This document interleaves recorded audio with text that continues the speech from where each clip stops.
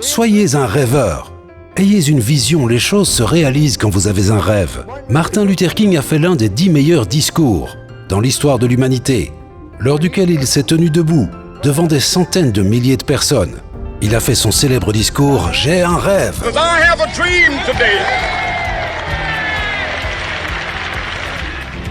Ça a motivé les gens, ça a inspiré les gens à améliorer le pays. Un homme avait un rêve.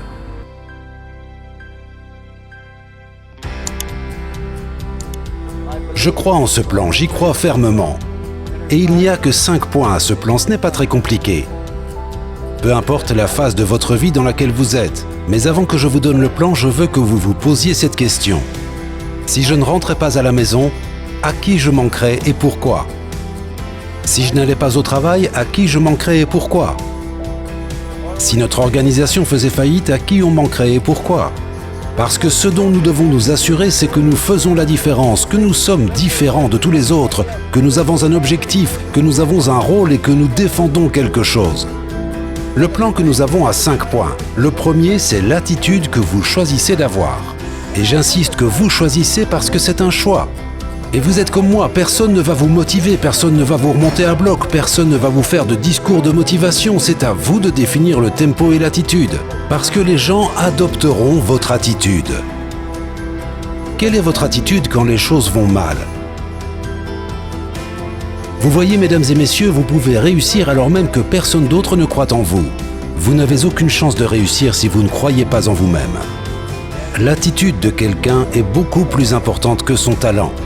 Ce que vous êtes capable de faire est déterminé par le talent que Dieu vous a donné. Bien faire quelque chose est déterminé par votre motivation, ou si vous faites quelque chose. Mais comment vous faites quelque chose est déterminé par votre attitude. Associez-vous à des personnes avec la bonne attitude également. Le deuxième point, c'est que vous devez avoir une passion pour la victoire. Vous devez avoir une passion pour la réussite. Je ne demande pas à nos athlètes s'ils veulent gagner. Tout le monde veut gagner quand un groupe joue, que la foule vous acclame et que vous passez à la télé. La question que je vous pose, c'est pouvez-vous accepter la défaite ? Pouvez-vous accepter l'échec ? Pouvez-vous accepter la médiocrité ? Parce que si vous pouvez, c'est exactement ce que vous aurez. Parce que vous ne pouvez pas réussir sans faire de sacrifices, c'est absolument impossible.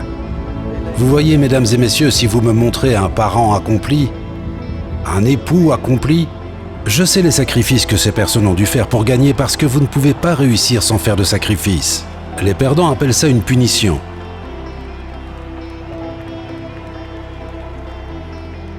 Donc première chose, vous allez faire des sacrifices. Deuxième chose, si vous avez une passion pour la victoire, vous allez vous débarrasser de toutes les excuses tant qu'il est encore temps. Très souvent, quand on a un problème ou une difficulté, on arrête de se concentrer sur les atouts et les talents et les capacités et les opportunités et on commence à regarder les problèmes et les difficultés. Je pourrais parler des heures sur la passion pour la victoire. Ça m'amène au point numéro 3. Restez concentrés sur ce que vous faites. Vous voyez, mesdames et messieurs, c'est pas très compliqué, je suis pas très intelligent. Mais tout ce que j'essaye de faire, c'est d'avoir du bon sens. La seule façon dont j'ai réussi à m'en sortir, je suis pas intelligent. J'allais à l'école surtout pour manger mon déjeuner, aucune autre raison, mais... Face au doute, j'utilisais le bon sens. La première fois dont je me souviens en avoir fait preuve, c'était en 5e. Il y avait une nonne qui s'appelait Sœur Marie Harriet. Elle m'aimait pas beaucoup, elle trouvait que j'étais pas très intelligent et un jour j'ai passé un examen important et je ne connaissais pas beaucoup de réponses donc j'ai terminé avant tout le monde parce que mon devoir était une page blanche.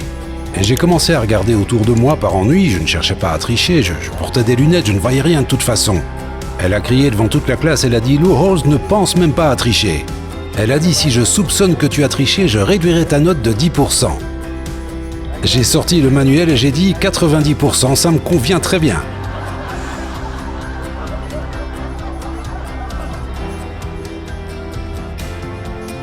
Mais faisons preuve de bon sens. Tout ce que vous faites, c'est que vous trouvez des réponses aux problèmes que les gens ont et montrez comment vous pouvez les aider à les résoudre mieux que quiconque. Et acceptez-le.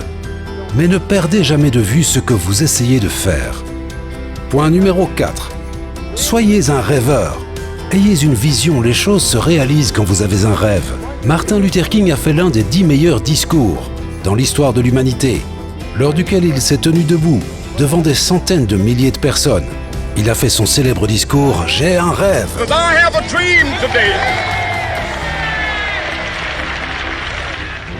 Ça a motivé les gens, ça a inspiré les gens à améliorer le pays. Un homme avait un rêve. Il avait un rêve et il en a parlé « J'ai un rêve ». Et avec tout le respect que je dois à Martin Luther King, laissez-moi vous poser une question. Pensez-vous que son discours aurait eu le même effet si Martin Luther King s'était présenté pour dire « Il y a un plan stratégique que je veux vous montrer ». J'étais père au foyer. J'étais père au foyer et je me sentais découragé et ma femme m'a acheté un livre. Et les seules choses qui changeront qui vous êtes maintenant par rapport à qui vous serez dans 5 ans sont les livres que vous lisez, les gens que vous rencontrez et les rêves que vous avez. Donc les enfants faisaient une sieste et je l'ai juste feuilleté et ils parlaient du fait d'avoir des objectifs. Et ils suggéraient de prendre un bout de papier et de faire 5 colonnes, ce que j'ai fait.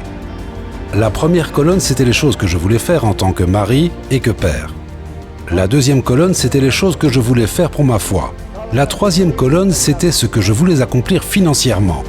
La quatrième colonne, c'était ce que je voulais accomplir professionnellement. Je voulais devenir coach, gagner le championnat national, etc. La cinquième colonne, ce que je voulais faire par plaisir. Qu'est-ce que j'ai envie de faire ? La première chose que j'ai écrite, c'était « Je veux sauter d'un avion ». Et je veux aller dans un sous-marin. Je voulais être dans le Tonight Show avec Johnny Carson.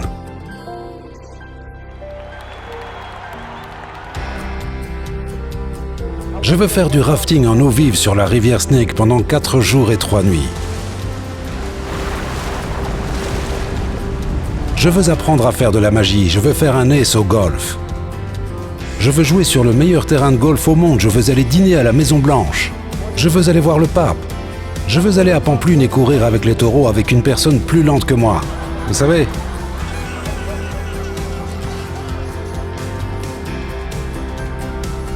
J'ai fait tout ce que j'ai mentionné, sauf courir avec les taureaux, mais mon fils a couru avec eux l'année dernière. Je sais ce que ça fait de sauter d'un avion à 3000 mètres d'altitude, faire une chute libre de 1500 mètres en 45 secondes, ouvrir le parachute et faire les 1500 mètres restants en 7 minutes 30. Je me souviens de l'effet que ça fait. Je me souviens quand ils ont ouvert cette porte à 3000 mètres de haut, le vent se déchaîne, le moteur gronde. Je repense aux 3 personnes qui m'ont poussé de l'avion.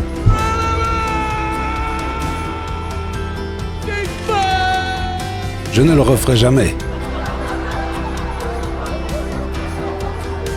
Mais ne passez pas votre vie à être spectateur, participez. Les rêves font que les choses se réalisent. Vous devez avoir une vision d'où vous voulez aller. Mais ne faites pas l'erreur que j'ai commise. J'ai fait beaucoup de choses stupides, je ne regrette rien sauf une chose. Une fois à l'université Notre-Dame, on a intégré le programme au plus bas. Miami battu 58-6 dans le dernier match précédant l'année de mon arrivée. On est arrivé à l'université de Notre-Dame et on a amené le programme au top. Pendant 9 années d'affilée, on est allé aux Bowls du 1er janvier et ensuite on gagnait tout. Personne ne l'a fait avant nous et personne ne l'a fait depuis.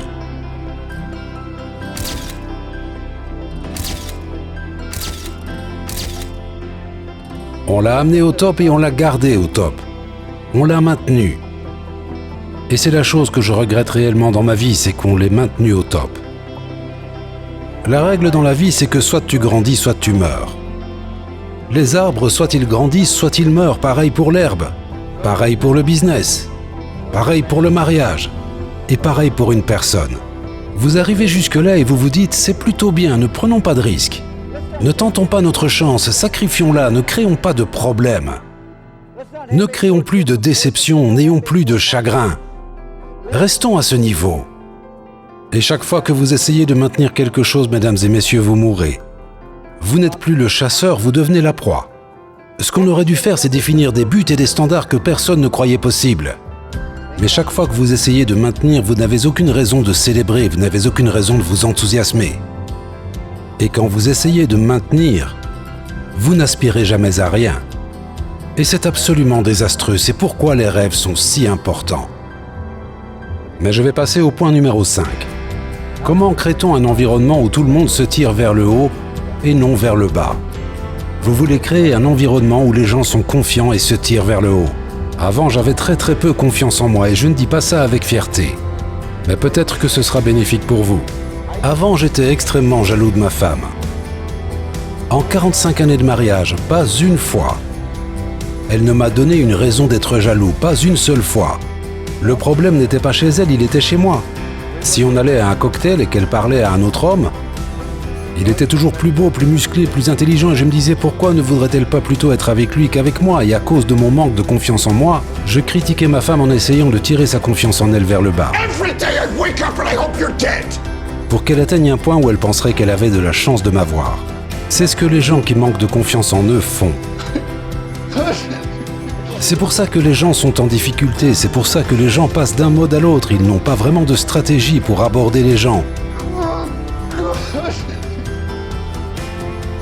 La façon de traiter les gens, de tirer le meilleur parti des gens. Et à chaque fois que vous n'en tirez pas le meilleur parti, c'est parce que tout le monde se tire vers le bas. Comment changer ça? 3 règles.